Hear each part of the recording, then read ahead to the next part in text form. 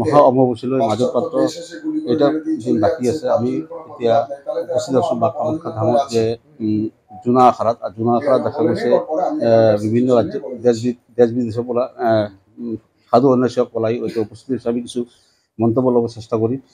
কি ক'ব ভাষায় कामाख्या वरदे देवी नील पर्वत वासनी तम देवी जगत माता योनि मुद्रा नमोस्तुते सच्चिदानंद स्वरूपाय विश्वोत्पत्त्यादि हेतुपे तापत्रय विनाशाय श्री कृष्णाय वयम नमः। जिनके सुमिर मात्र से सिद्ध होए सब काज, सो हम पर कृपा करे दत्त गुरु महाराज।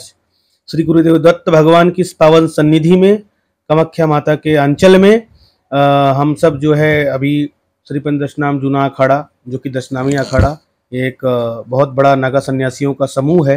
यहाँ पे हम सब अभी महात्मा एकत्रित हुए हैं अखाड़े में। और अभी वर्तमान में जो हमारे अखाड़े के 4 श्री महंत हैं, 4 थानापति हैं और अन्य विभिन्न राज्यों से अखाड़े के श्री महंत अभ्यागत महात्मा और महामंडलेश्वर सभी उपस्थित हो रहे हैं यहाँ पर। और बहुत भव्य रूप से माँ का जो है कि यहाँ पर पूजन अर्चन हो रहा है और आगामी भी सब व्यवस्थाएं अच्छी होंगी। जो 22 तारीख से 26 तारीख तक का हमारा मेला है अम्बुवाची का। आप कहाँ से? मैं जो है यहाँ श्री पंदशनाम जूना अखाड़े का अंतर्राष्ट्रीय मंत्री कामाख्या पीठ का, और मेरा आश्रम जो है वेस्ट बंगाल कुछ बिहार में है और मैं यहाँ पर अभी नियुक्त हूँ 4 श्री महंतों के साथ। ধন্যবাদ জানাইছোঁ আপোনাক। আৰু কিছুমান হেৰি জানিব বিচাৰিম, কি ক'ব কেনেকুৱা? मदनाथ से जगन्नाथ, मदगुरु से जगतगुरु, मदात्मा सर्वभूतात्मा तस्मै श्री गुरवे नमः। हम लोग आर्यावर्ते भारत खंडे जम्बू द्वीपे कलिजुगे कलिर प्रथम चरणे श्वेत बराह कल्पे इसलिए एकत्रित हुआ। भारत भूमि इंग्रेज पीरियड में पराधीनता था, अभी इंग्रेज नहीं है, फिर भी हम लोग का साधु गुरु वैष्णव अघोरी को लगता है भारत भूमि अभी भी पराधीनता है। बॉर्डर में पैवल गांव में देखो, हमारा मातृभूमि का अंदर घुस के पाश्चात्य देश का जो हमारा देश से ही सब कुछ मदद को मिलता है, फिर कास्ट पूछ के हमारा माँ बहन को गोली करके मार के चले जा रहे हैं। तब भारत भूमि हमारा लगता है अभी सनातन सुरक्षा नहीं है। इसलिए माता रानी के पास हम लोग आया। भारतवर्ष से विभिन्न प्रांतों से करीबन 1500 से भी अधिक साधु आप लोग पहुंच गया। माता रानी के पास प्रार्थना करेगा, अतः महादेवी नित्यं रक्षा सनातन, ये सनातन को रक्षा करने के लिए माता रानी हम लोग प्रार्थना करेगा। जप तप साधन भजन पूजन तर्पण। 21 तारीख से योगा दिवस करेगा। 21 तारीख में योगा दिवस करेगा। ताबीज कवच मादुली दे के मन का शांति होता है, ताबीज कवच मादुली दे के शरीर का पीड़ा बंद होता नहीं। शरीर का पीड़ा बंद करने के लिए योगा करना पड़ेगा। और घर में अंदर बैठ के फुटबॉल गीता पाठ करेगा, कुछ नहीं होगा। अभी मातृभूमि बहुत जरूरी है सनातनी को। इसलिए हम लोग अस्त्र और शस्त्र लेके चल रहे हैं। गुरु पीर का कोई टाइम में आदेश आएगा, हम लोग 10 लाख नागा बाबा वो आदेश से जाके हमारा मातृभूमि का रक्षा करेगा। हमारा माँ को कोल से देखिए, विचार देखिए, माँ को कोल से घुस के उसका गोली करके मार के चले जा रहा है। इसके लिए कुछ नहीं हो रहा है। नागा बाबा लोग भगवती को पास प्रार्थना करेगा विश्व शांति कल्याण हेतु के लिए। 22 तारीख से 26 तारीख तक अखंड हवन यज्ञ हम लोग पूजन करेंगे विश्व शांति के लिए। और पाश्चात्य देश का जो नजर है हम लोग का ऊपर, बुरा नजर, वो निपात के लिए।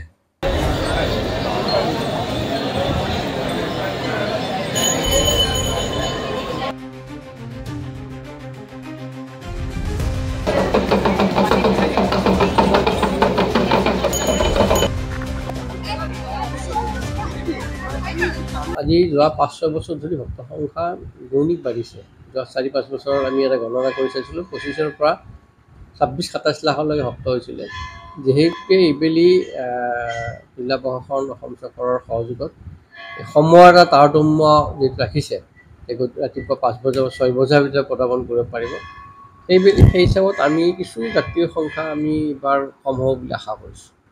অম্বুবাচী মহাযুগৰ এইবেলি 2025 বৰ্ষৰ ইংৰাজী অহা 22 তাৰিখে দুপৰীয়া 2:56 যোৱাৰ লগে লগে আৰম্ভ হ'ব। আমাৰ এটা পৰম্পৰা 3 দিনলৈকে মন্দিৰৰ দুৱাৰ বন্ধ থাকে। চতুৰ্থ দিনা অৰ্থাৎ 26 তাৰিখে আমি ৰাতিপুৱাই দেৱীৰ নিত্যকৰ্ম সমাপনৰ পিছত তীৰ্থযাত্ৰীগৰাকীৰ দুৱাৰ মুকলি কৰি দিম। 26 তাৰিখ 27 তাৰিখে কোনো ধৰণৰ VVIPৰ দৰ্শন ব্যৱস্থা নাথাকিব। অকল সৰ্বসাধাৰণ যাত্ৰীহে দৰ্শন ব্যৱস্থা কৰিব পাৰিব। এইবেলি আমি দৰ্শনাৰ্থীৰ দৰ্শনৰ ব্যৱস্থা আমাৰ আগৰ যিটো কিছু বছৰৰ পৰা চলি আছিলে, আমাৰ ৱেইটিং হলৰ পৰা বাহিৰলৈ ওলাই শাৰী পাতি দৰ্শন ব্যৱস্থা, এইবেলি সেই ব্যৱস্থা নাথাকিব। আমাৰ পশ্চিম অঞ্চলত থকা বংশীবাগান ফিল্ডত তাতে আৰক্ষণস্থলী হ'ব।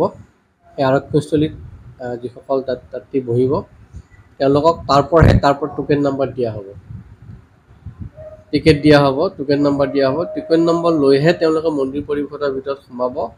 তাৰপিছত তেওঁ মন্দিৰৰ ভিতৰত আৰক্ষণস্থলীত সোমাই দৰ্শনৰ সুবিধা পাব। শাৰী পাতি ৰৈ থাকিলে তেওঁলোকে দৰ্শনৰ ব্যৱস্থা নাপাব। বংশীবাগান ফিল্ডত আমি সম্পূৰ্ণভাৱে প্ৰস্তুতি কৰিছোঁ। তাতেই আমি ৱেইটিং হলত যাত্ৰীসকলক বহুৱাই 25 তাৰিখে শেষ ৰাতি আমি তাৰ পৰা তেওঁলোকক টিকেট দিম। টিকেট লৈ তেওঁলোকে 26 তাৰিখ ৰাতিপুৱাৰ দৰ্শনৰ কাৰণে ব্যৱস্থা গ্ৰহণ কৰিব পাৰিব। তাৰোপৰি আমি বিশেষ ব্যৱস্থা তীৰ্থযাত্ৰীৰ যাতে কোনো ধৰণৰ অসুবিধা নহয়, খোৱা পানী ব্যৱস্থা, চিকিৎসা আদি তেনেকুৱা ধৰণৰ ব্যৱস্থা আমি গ্ৰহণ কৰিছোঁ। ইতিমধ্যে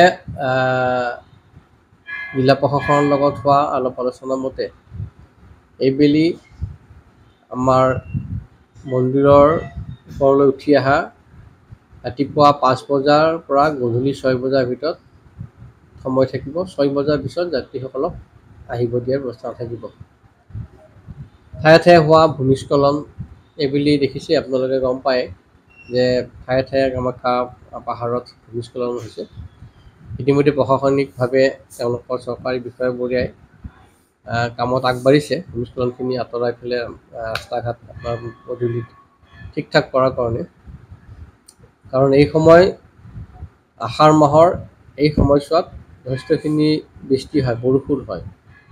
পুনৰ যাতে তেনেকুৱা ধৰণৰ পৰিস্থিতিৰ সৃষ্টি নহয় সেই দিশ হাতত ৰাখি NDRFৰ পৰা আদি কৰি যিবোৰ তেওঁলোকৰ টীম আছে তেওঁলোক নিয়োগ কৰি ৰাখিছে। আমাৰ ফালৰ পৰা আমাৰ যিখিনি স্বেচ্ছাসেৱক আছে বা বিভিন্ন গ্ৰুপৰ পৰা আমাৰ স্কাউট এণ্ড গাইড, NCC আদিক আমি ব্যৱস্থা ৰাখিছোঁ। গোটেইখিনি সম্পূৰ্ণ হৈ উঠিছে। যিহেতুকে আগন্তুক 22 তাৰিখৰ পৰা আৰম্ভ হ'ব, গোটেইখিনি প্ৰস্তুতি আমি সহায় সহযোগিতাৰে সকলোৰে কামনা কৰিছোঁ। লগতে এইবেলি অম্বুবাচীৰ যিটো আগৰ পৰিৱেশ আছিলে, আগৰ যিটো মেলা সদৃশ পৰিৱেশ আছিলে অম্বুবাচী মেলা, সেই শব্দটো উঠিয়াই আমি পৌৰাণিক যিটো আছিলে, আগৰ যিটো আছিলে মহাযুগ, অৰ্থাৎ অম্বুবাচী মহাযুগে আচলতে এইটো এটা পাৰম্পৰিক আমাৰ ৰীতি নিয়ম।